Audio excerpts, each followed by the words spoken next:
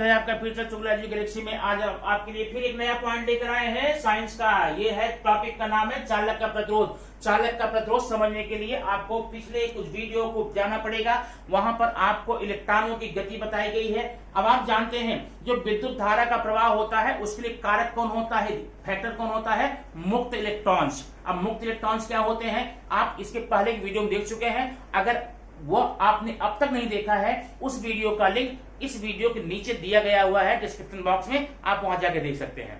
तो जो मुक्त इलेक्ट्रॉन होते हैं वही विद्युत धारा को प्रवाहित करने के लिए कारक होते हैं। अब ये जो मुक्त इलेक्ट्रॉन होते हैं इसमें जो गतियां होती है दो प्रकार की हैं। एक होती है यादृच्छिक रैंडम।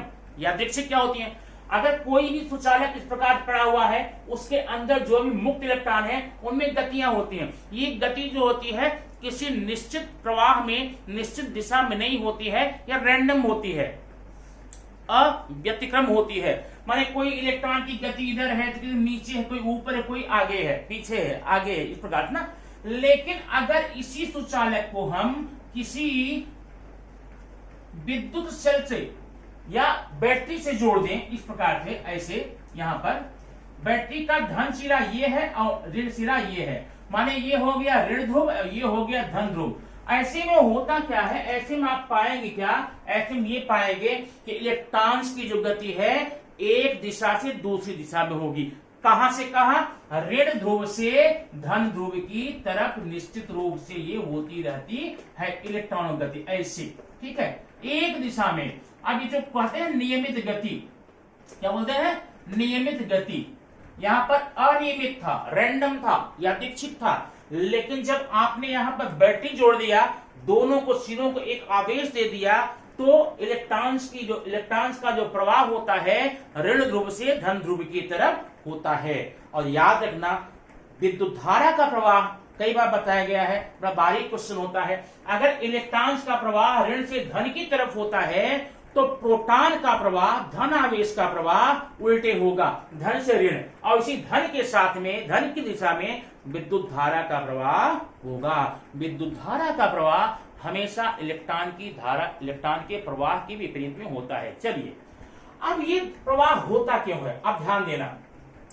किसी भी सुचालक में, किसी भी चालक में विद्युत धारा प्रवाहित करने के लिए सबसे इंपॉर्टेंट फैक्टर जो होता है वो ये होता है, इनके दोनों सिरों के बीच में हमें विभवांतर पैदा करना होगा।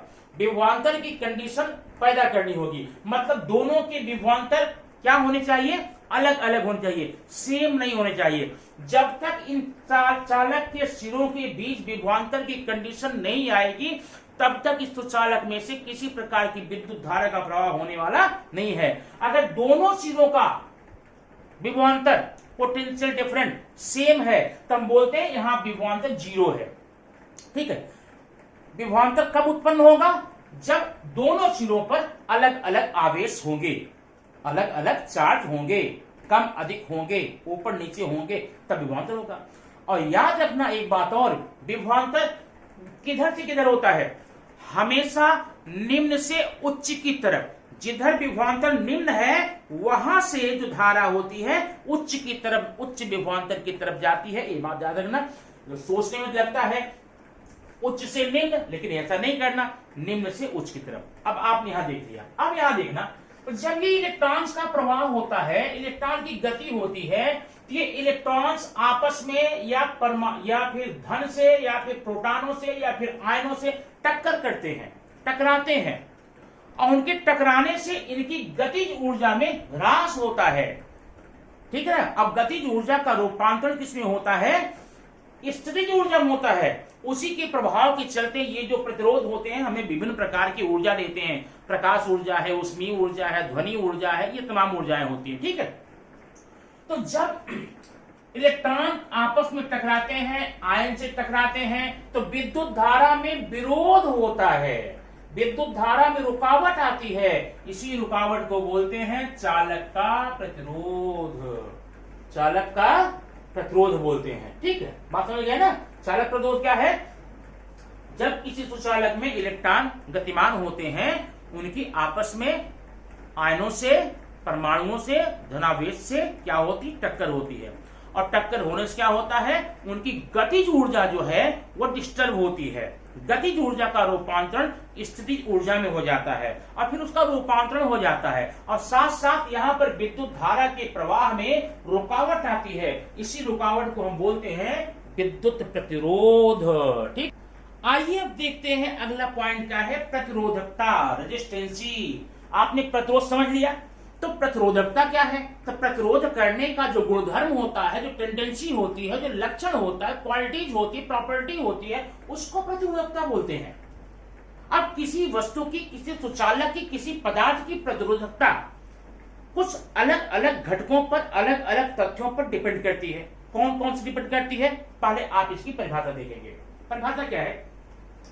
किसी भी पदार्थ की प्रतिरोधकता निश्चित तापमान पर, निश्चित टेम्परेचर पर, स्थिर टेम्परेचर पर किसी भी सुचालक की प्रतिरोधकता उसमें चालक की लंबाई पर निर्भर करती है, चालक के अनुप्रस्थ काठ के क्षेत्रफल पर निर्भर करती है, और वो सुचालक किस पदार्थ का है, कौन सा पठार है, सोना, चांदी, लोहा, तांबा, पीतल क्या है, उसके मटेरियल पर डिपेंड करती है। बराबर है? परिभाषा क्या हो गई? निश्चित तापमान पर किसी पदार्थ की प्रतिरोधकता उस पदार्थ के मैटर किसका बना हुआ है, उस पदार्थ, उस कंडक्टर, उस सुचालक की लंबाई कितनी है, इस पर डिपेंड करता है, और उस चालक का अनुप्रस्थ काठ का क्षेत्रफल कितना है, इस पर डिपेंड करता है। अब जरा देखना, तो इसका नियम पहला क्या है, जो R होता है, यहां पर देखिए, जो प्रतिरोध होता है वो समानुपाती किसका होता है? L के। बराबर है? L के समानुपाती होता है, समानुपात में होता है। मतलब किसी सुचालक की लंबाई जितना ज्यादा बढ़ाते जाएंगे उसकी प्रतिरोधकता उतनी ज्यादा बढ़ती जाएगी, और लंबाई घटाने पर प्रतिरोधकता घटती जाएगी। एक नियम तो ये हो गया। दूसरा, R समानुपाते 1/A। ये क्या है? अनुप्रस्थ काठ का क्षेत्रफल है। अब इसका मतलब अगर किसी सुचालक के अनुप्रस्थ काठ का क्षेत्रफल हम बढ़ाते जाएं तो प्रतिरोध का मान घटता जाएगा। ये व्युत्क्रमानुपात है। ठीक है, इनडायरेक्टली प्रोपोर्शन है। अगर एरिया बढ़ाएंगे तो रेजिस्टेंसी उसकी घटेगी, और एरिया घटाएंगे रेजिस्टेंसी बढ़ेगी। बराबर है? जैसे जैसे क्षेत्रफल आप बढ़ाते जाएंगे उसका आर का मान क्या होता जाएगा? आर का मान घटता जाएगा, उल्टा होगा। अगर ये बढ़ेगा तो ये घटेगा, ये घटेगा तो ये बढ़ेगा। अब दोनों को मिलाकर देखिए तो हमको मिलता है आर समानुपाते, यहां मैं एल कर देता हूं, एल लंबाई है, L/A। आर समानुपाते L/A, आपका ये सूत्र हो गया। अब आप फिर समझ गए, यहां समानुपात का निशान आया हुआ है, हमें क्या करना पड़ेगा? R बराबर P। ठीक है, पाई बोले L/A, ये आपका सूत्र हो गया। और जो ये संकेत है इसको कहते हैं प्रतिरोधकता। क्या बोलते हैं? प्रतिरोधकता नियतांक होता है। इसकी इकाई होती है ओमेगा मीटर, ओम मीटर। इसकी इकाई क्या होती है? यूनिट क्या होती है? ओम मीटर। ठीक है, इस प्रकार से आप प्रतिरोधकता का सूत्र निकाल सकते हैं। अब प्रतिरोधकता क्या होती है यहां पर लिखना पड़ेगा थोड़ा सा। क्या लिखेंगे?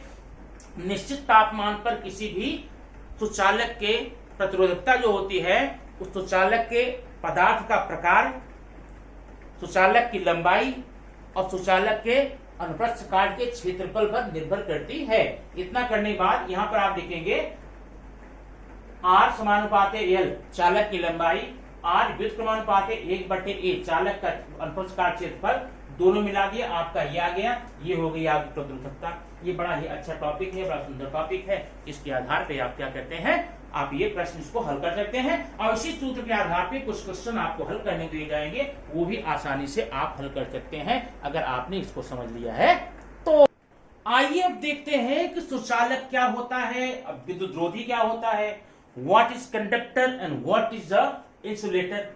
अब ये समझने के लिए पहले कुछ बातें आपको समझनी पड़ेगी। सिंपली इसके नाम से तो स्पष्ट है, सुचालक, कंडक्टर। मैंने ऐसे सारी मटेरियल, ऐसे सारे पदार्थ जिनमें एक सिरे से दूसरे सिरे तक विद्युत धारा का प्रवाह हो सकता है, उसे सुचालक बोलेंगे।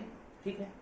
और ऐसे सारे पदार्थ जिनमें एक सिरे से दूसरे सिरे तक विद्युत धारा का प्रवाह न हो पाए उसे कुचालक नहीं, विद्युत रोधी बोलेंगे। लेकिन वैज्ञानिक परिभाषा क्या है, पहले ये देखिए। ऐसे सारे पदार्थ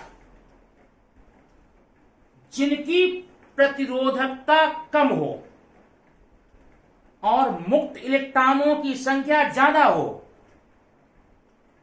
और उनमें से विद्युत धारा प्रवाहित हो सके, 3 बात लिखना है। ऐसे सारे पदार्थ जिनकी प्रतिरोधकता कम हो, कम मतलब कि वो विद्युत धारा को रोकने का प्रयास कम करते हैं। और एक बात और सुन लीजिए, कोई भी पदार्थ पूरी तरह से प्रतिरोध मुक्त नहीं हो सकता, भले ही अच्छा सुचालक हो, अच्छा सुचालक कंडक्टर हो।